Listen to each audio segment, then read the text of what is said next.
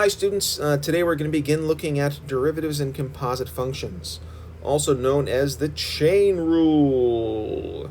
It's very exciting, that's why I used a dramatic voice. So we're really dealing with functions within functions. In our last episode, we looked at a complicated thing where we had two crazy functions being multiplied by each other. And the hardest part about that for most of my students tends to be identifying the two functions that are being multiplied, or in this case, the functions that are going to be within functions. All right, so we're going to start off by thinking about this in terms of composition. I've got two functions here, and one of the things we have to be able to do is see that 5x plus 3 is inside of the function sine of x. One way to write this would be to call this f of x for sine x.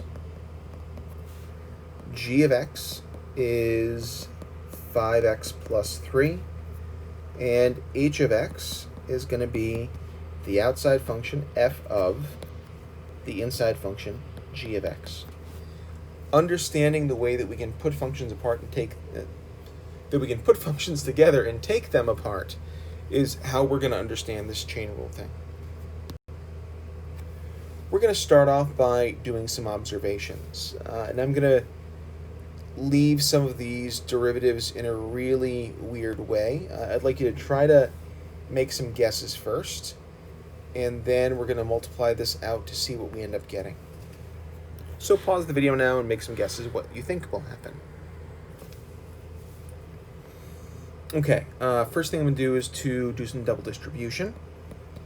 And when we do that, we end up getting 4x plus 3 times 4x plus 3, 16x squared plus 24x plus 9.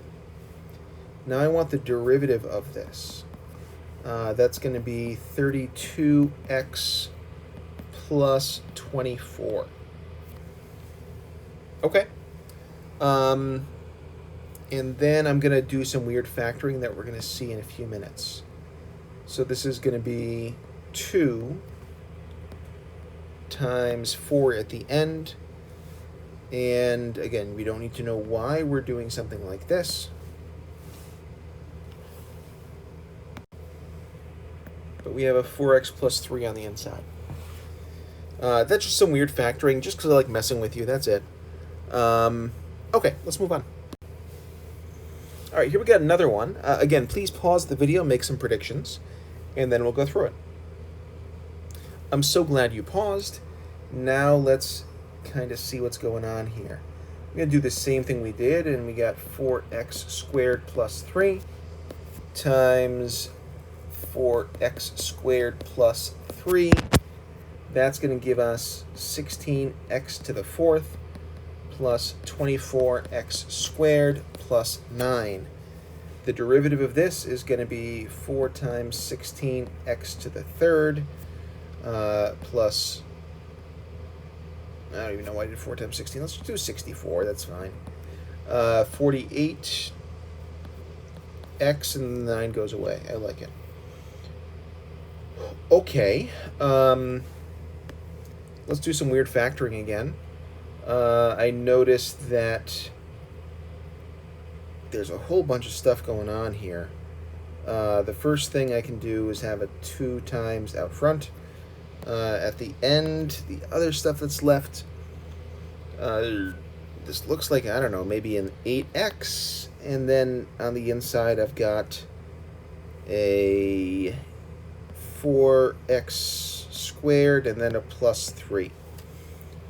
What I'd like you to notice is that if I were to rebuild this, 8 times 2 is 16, 16 times 4 is 64, x times x squared is going to be x cubed, and then 16 times 3 is 48, and the x works there as well. Okay, we're going to play this game once more and just kind of see what happens. All right, last time, I promise.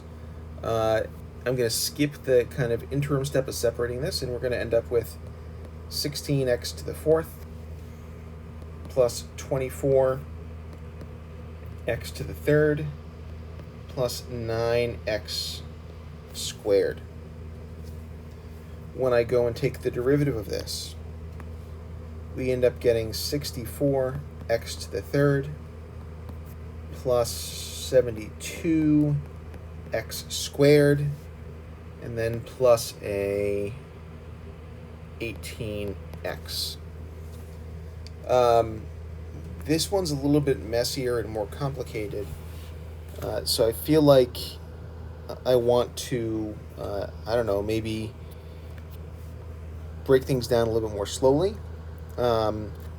64 and 72 and 18, I can take a 2 out of all of those. I think that's about it. I can also take an x out of all of those. So let's maybe start with that.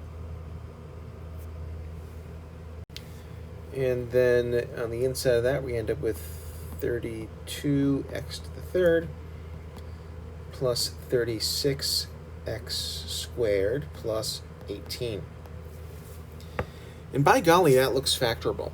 In fact, I'm guessing, and I'm just doing totally factoring this in my head because this is how amazing my brain is right now, that we're going to end up with 4x squared plus 3x multiplied by 8x plus 3. Yep, that's definitely how that factors. And what I'd like you to do is to take a look at the last 3 slides. You may need to rewind a little bit and just kind of check what's going on there and notice a trend. Did you notice that this is the original function in all 3 cases?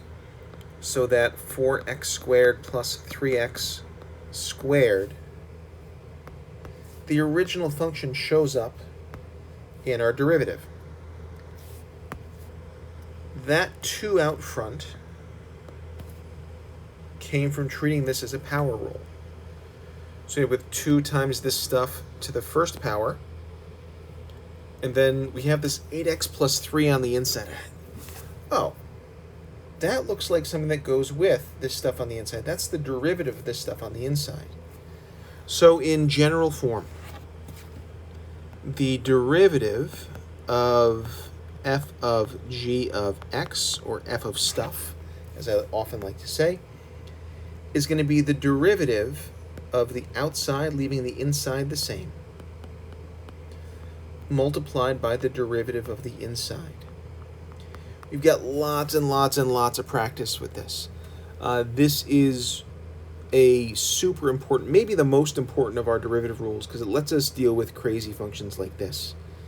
And going back to the starter problem, we've got sine of 5x plus 3.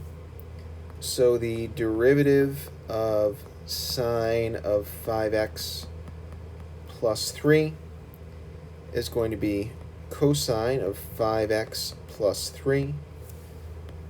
And then we need that g prime of x, that's going to be the inside. The derivative of 5x plus 3. So we end up with cosine of 5x plus 3 multiplied by 5. And that's our final answer.